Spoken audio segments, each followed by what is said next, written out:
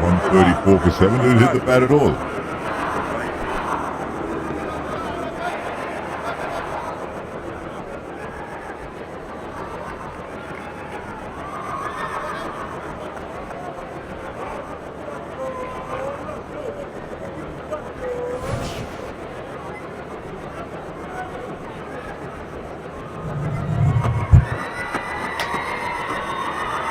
So a little bit of bat on it.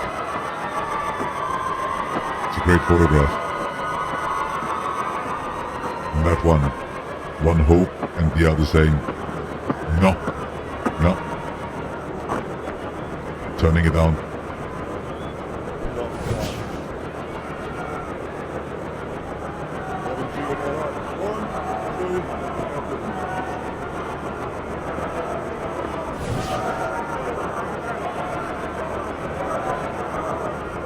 Pitched outside leg anyway, so it doesn't matter. Everything else is irrelevant after that.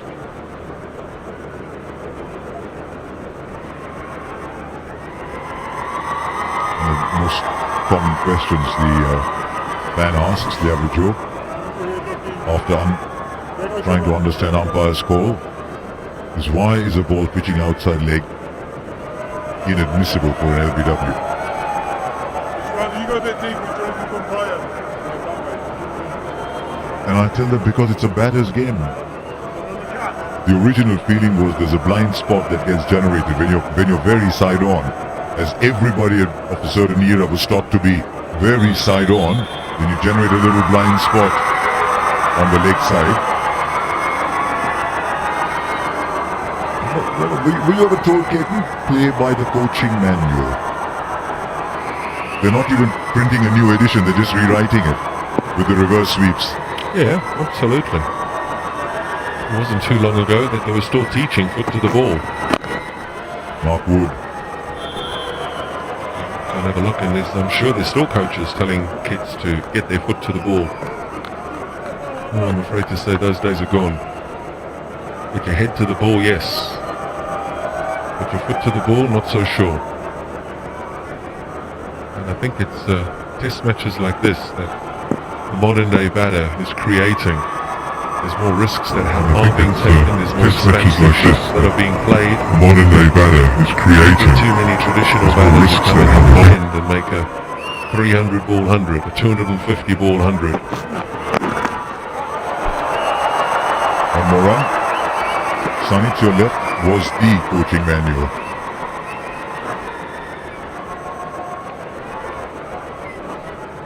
I think the times have changed, certainly, yes.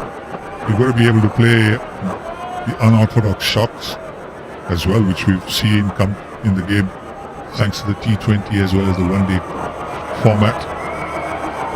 The one-day format, I believe, energized Test cricket. You're getting more runs being scored after the one-day game came in a day's play. Similarly, I think T20 is electrified one day. What used to be 225, 250 used to be a good score. Now you get 300, 350. That's not a safe score anymore. So I think the different formats have actually helped Test cricket as well. And a lot of the shots that you see today, a lot of the shots that you saw Pope play today were all which you first saw maybe in T20. And look how effective they were. Saw that in the bowling too. With Bumrah. Look at the single, it almost gives you the impression they're happier playing pace.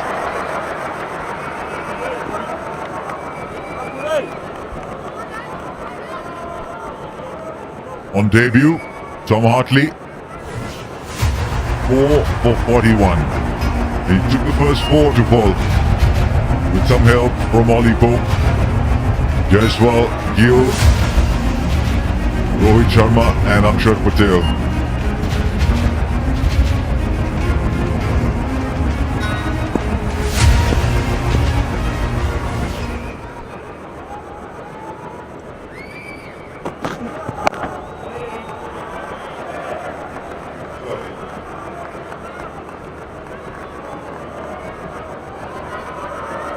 Well, here's some interesting stats. 41 wins for India since 2011. Average turn 3.7. In the 5 losses, 4.3. In this test, 4.2. The more the ball turns, the more difficult it seems to be for India, and one of the theories advocated is it equalizes skills.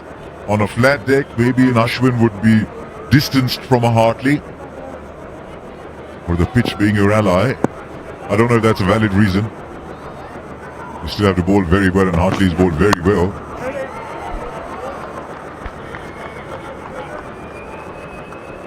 Hasn't in this over hasn't hit peak speed. He's bowled the first ball at 129. The third ball was 140.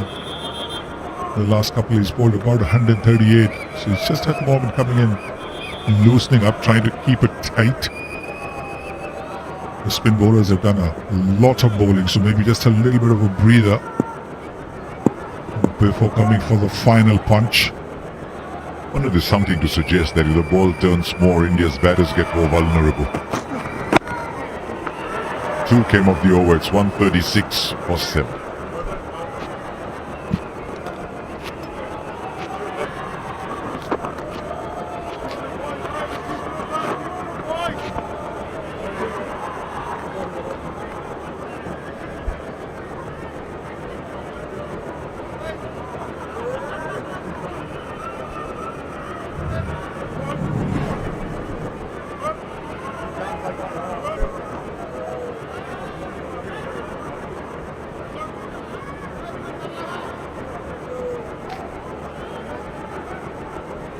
Four wickets in the session so far, but the last half an hour, none.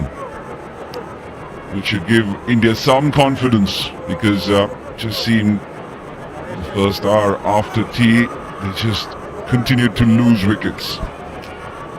First session 4 wickets, the second session 3 and 4 so far. 95 runs adrift India. Ashwin, Bharat, both of them have faced close to 30 deliveries each, and just putting up a fight here. 15 overs remaining in the day, alongside Ravi Shastri and Owen Morgan. Yes, from India's point of view, I think there's some calmness restored into the dressing room with this partnership. 17, they batted for the last 40 minutes or so. Important they take it 10 runs at a time. Still a long way to go. The way this game has ebbed and flowed, you never know what's going to happen till the final ball is bowled. England would believe they have the upper hand now. Yeah, Ritzy, yes, Ritzy, love it, mate. Yeah, and momentum in their favour. Just believe got to go back to Tom Hartley. He's had a long enough break. Bring him back from the pavilion end if Root doesn't strike in this over. He had beautiful rhythm going. Yeah, Ducky, Ducky. A bit of a yes and no. Ravichandran Ashwin run out in the first innings. Don't want to repeat here, especially not at this stage.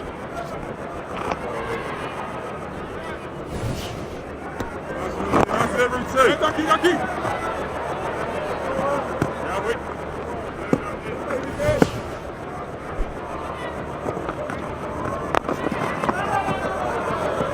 Again, a bit of a yes and no.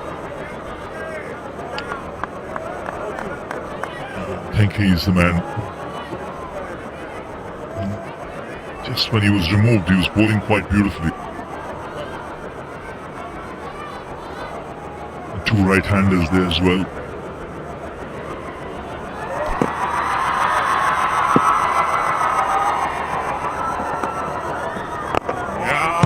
Yeah, well, that is something which Ben Stokes has done. Surprised everyone, Moggs. Every now and then, when you think that somebody's settling in, he rings in a change. Brilliant, mate. Brilliant, Yeah, Ritzy. it has. We've watched on and been bemused at many decisions that have been made. He certainly sees something that we don't. Yes, Ritzy, yes, Ritzy. And again, in many ways, that's what makes him as a captain. Very authentic, very true to himself. Each and every player will know that. They will know Ben is his own man. He sees something. He's not afraid to pull the trigger. And he's got most things right. Just that in the case of someone like Hartley, who's got his confidence back, he's amongst the wickets. I think as a spinner, your psyche is you want a long spell. You want to carry on. You're in the groove.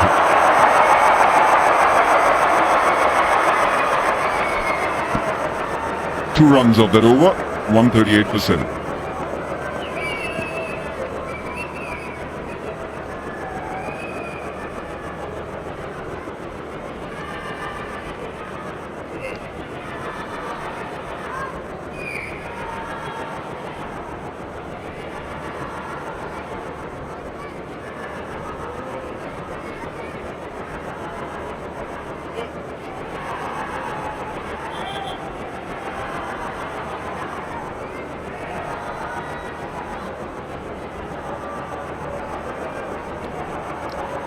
And they've been hushed into silence.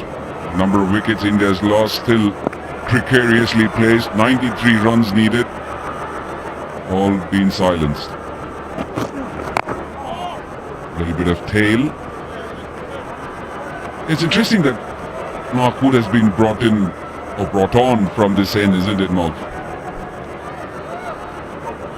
Yeah, I think it is. Yet another decision that we'll sit back and look at and say this is a Stokes move. Always have an indication of what they're trying to achieve with the field that is being set. You'd say very few catches in place, so how is he going to get it out?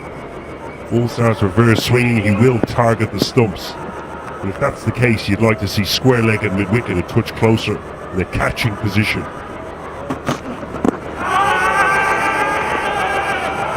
Now says umpire Paul Rifle.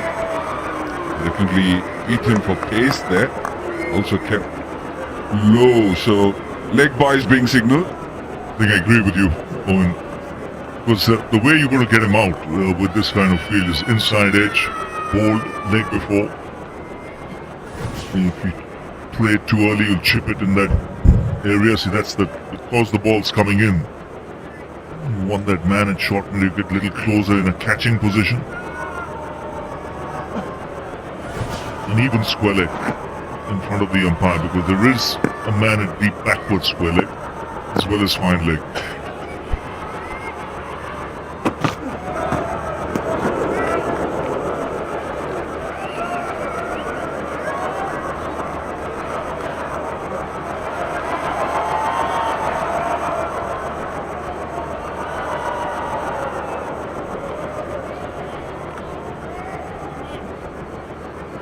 There is that square leg position. Ollie Pope is the man.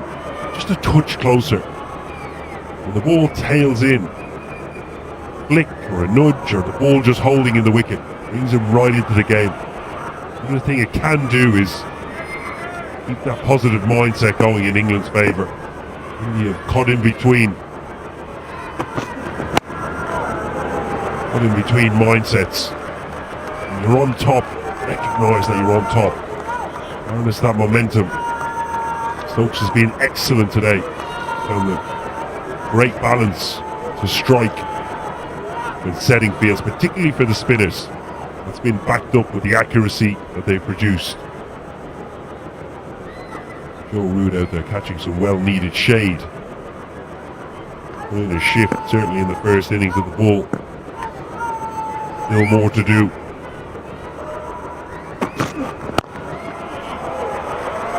Yes, it's a Sunday afternoon in England, and this will be watched by many because it's been a fantastic test match and a fantastic fight back, and where England were on day 2. Still not over, mind, where things have ebbed and flowed in this contest. No one can put a finger and say on the pulse and say this is going to happen. So enthralling test match cricket.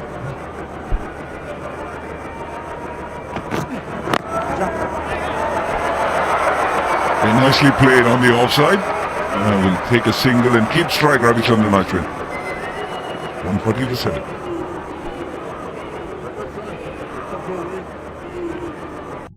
We might speak, eat and celebrate differently, but the passion we share for our cricket teams is the same. And the only team we support more fiercely is family. Send money back home with Remitly. Download the app today.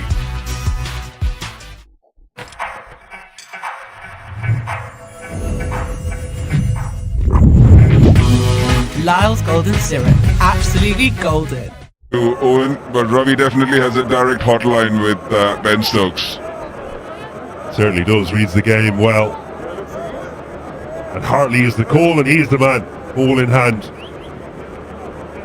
18 over so far. Been excellent. 4 for 41. And what a story throughout this game. He has been in the heart of the twists and turns throughout this match. What I like, Owen, is the way he settled down. Once he grew in confidence, getting a couple of wickets. Just before he was taken off, that rhythm was beautiful. Right speeds, the ball coming out nicely. He was in no hurry whatsoever. Just constantly hitting that middle and leg line and the spot. Would you say, Ravi, a bit of credit should also be given to the way the skipper has handled him? Even in the first innings when he was going for runs, he still kept believing in him. No question about it. No question. The fact that he brought him on first up sent a message to the youngster that I believe in you. And he brought him ahead of Jack Leach. And then stuck with him. Then, as Sunny mentioned, for any player coming in, you want to know that you belong. And after the first innings, he would have been questioning himself, do I actually belong here? And then a good run with the bat, in fact in both innings. And then suddenly, you're 4 for 41. Taken the cream of the Indian batting order. You're on the cusp of a 5-wicket haul and winning a game for your side. Listen, you've got to be patient. At this time, you've got to be tight. You saw even when England were batting yesterday after tea. At this time of the day, the pitch eased out. The ball gets a little older. It's 50 overs plus. It's a little softer. So it won't have that bite as it did a little while earlier, but good to see a silly point coming in. Just in the eye line of the batsman, make him do something different.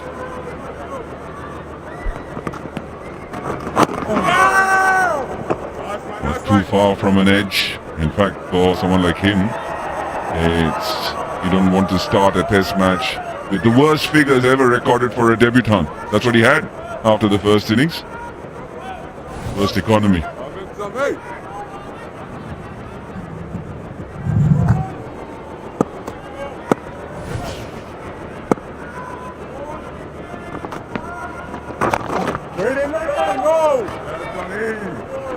See what it's done. Just that silly point coming in. It's suddenly making Ashwin think of playing off the back foot. He was lunging forward earlier.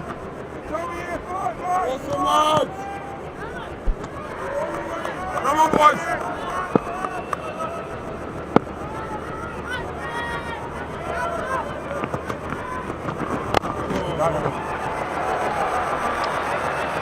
$141 for 7.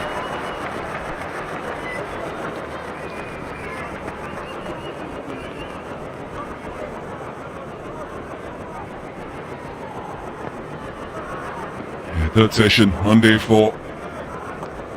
He's still tantalizingly poised this test match. 90 runs required for India, just 3 wickets in hand. And for most part of this test match, England have been behind and suddenly they've surged ahead.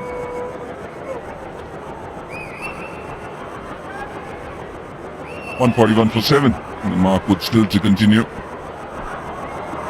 When both teams look back at this test match after everything's happened, whoever wins it, the opposition will say we missed a golden opportunity.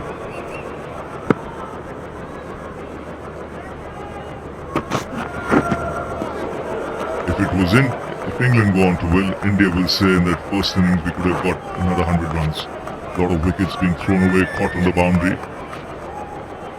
And could have closed out the test match that day itself. If England win, then if India win, then England will say they've blown a great opportunity, because to have India reeling the way they have in the second innings, it's a great opportunity. That's how this test match has been played. Been fabulous to watch.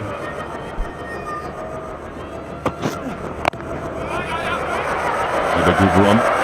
Irrespective of whatever happens, if India has to look at what they did, especially with the ball in the second innings, would you say that they weren't at their best? Given the situation, given the wicket, given the quality at our disposal or at India's disposal? I just thought they tried too hard, taking a wicket every ball. And probably didn't get enough balls in the right area on a consistent basis.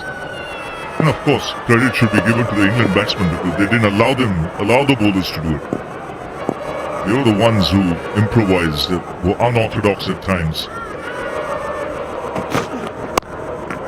That in many ways forced India to bowl the way they did. Sometimes as a bowling side, when you know the batsmen aren't going to take chances, you just keep ending up bowling in the right areas most of the time. But they made the bowlers think from the outset. And they're not used to it. Many sides have come here and gone. But very few have got the upper hand like England did in that second innings in particular.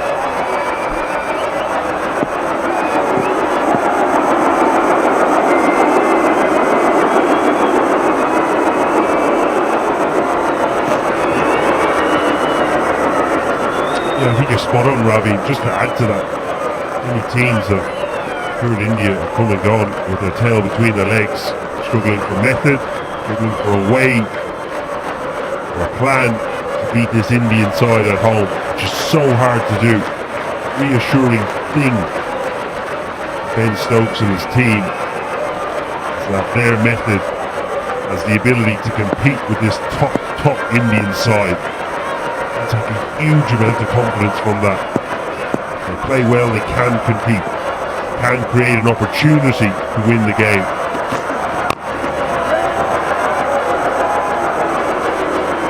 As I mentioned previously, cricket supporters around the world that are sitting watching this team operating can't wait for them to lose, just because they continue to question how the game has been played for so long. The way they play is so entertaining, so energizing, very refreshing. I'm a big fan of it.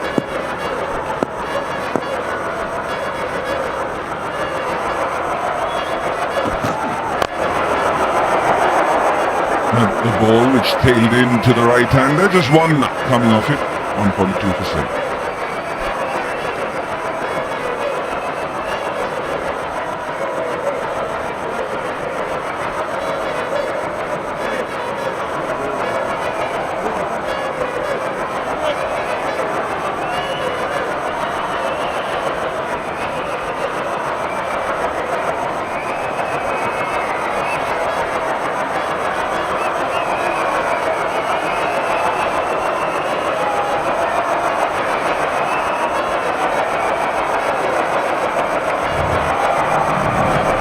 The English fans are delighted. No surprises, the situation they are in.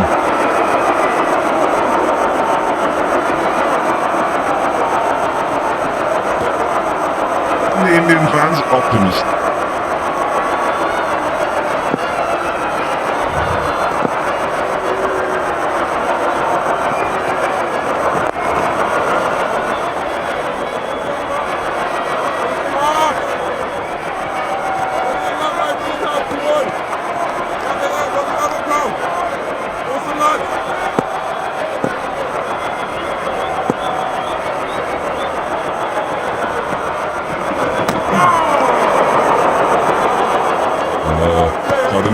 Yes, Tom Hartley into his second over. It's not the same length and rhythm which we saw earlier.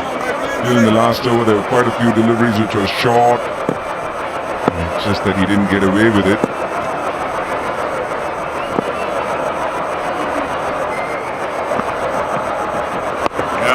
Much better. So when you mentioned about the result, if England go on to win, and you saw what happened earlier today with West Indies beating Australia. I mean, that's fantastic.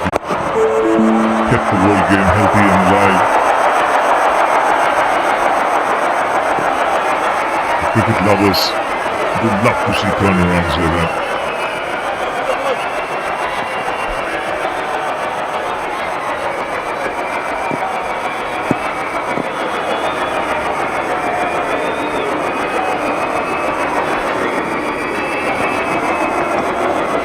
doesn't carry. Another quiet over. 54 overs have been bowled, 143%.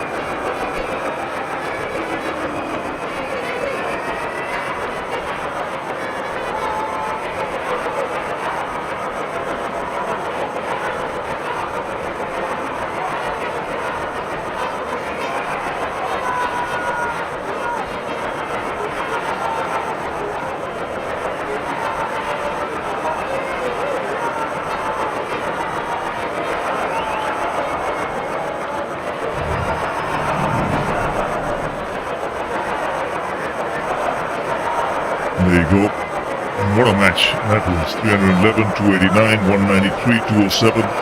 Shamar Joseph, 7 for 68 in the second innings.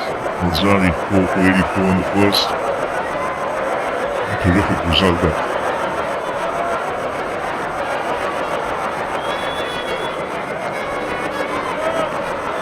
So the West Indies winning a tight one by 8 runs. It should do their confidence a world of good. A very young West Indian side. Kumar Roche still going strong, 3 for 47. And Ravi, a rare loss, pink test match conducted in Brisbane. And Shamar Joseph with an injured toe, 7 for 68. Australia. Because Australia have never lost a day-night pink ball test match. Rian Ahmed into the attack, just that one over. It went for 13 runs and many must have thought that he won't be brought back into the attack, but not here. Ben Stokes thinks otherwise. And a good field set. In out, he's got the sweepers either side. As a leg spinner, you're bound to bowl those loose deliveries. It's good that he's got a deep mid-wicket, a deep point, deep square leg. Get a couple of overs under the belt. Deliveries like that, slowly get into the groove. Then if needed, pull the field in.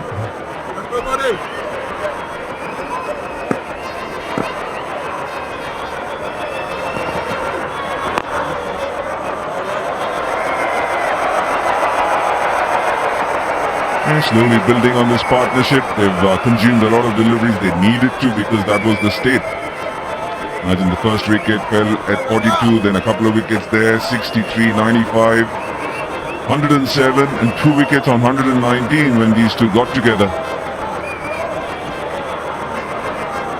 25 of 85 deliveries. So slowly soaking in all that pressure, trying to build on it.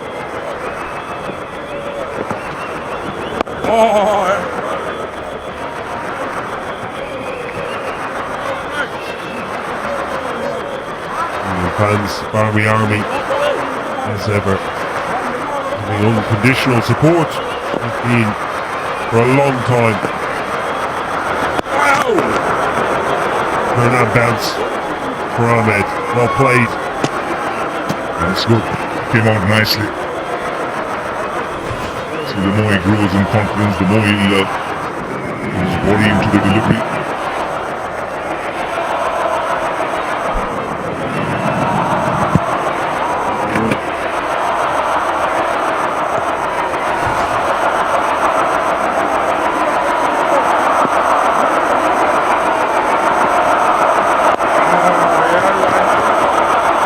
Flow for 7.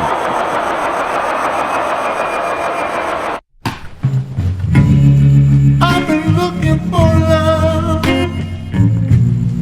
all the wrong places. Looking for love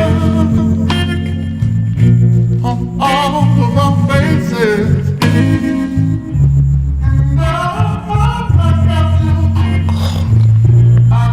Set aside money for stuff that's important to you.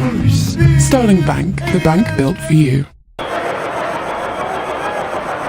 Well, that's how the wickets have fallen. When you look at the day-by-day summary, 11 on the first day, 6 second, 9 on the third, and 11 so far on the fourth day.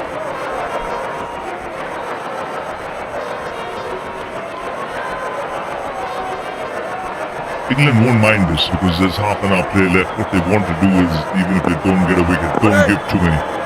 Because, you know, we've seen in the first session of play, the pitch has some life in it.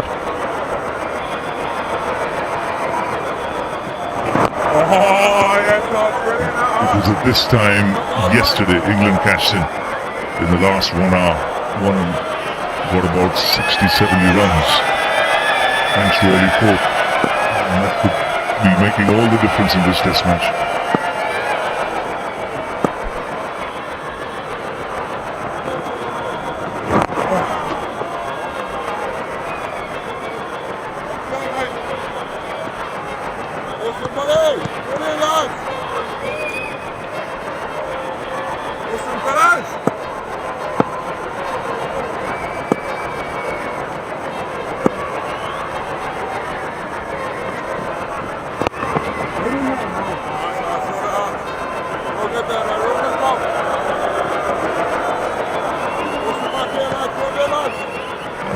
Just for you to know that day-night cricket is also played here.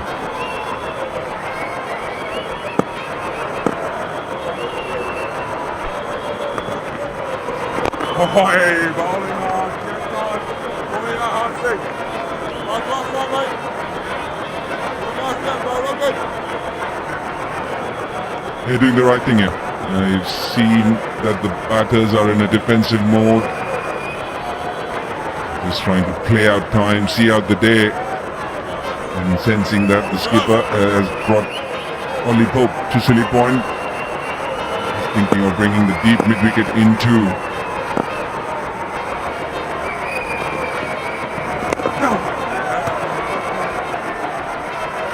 Made it over, 144 for 7.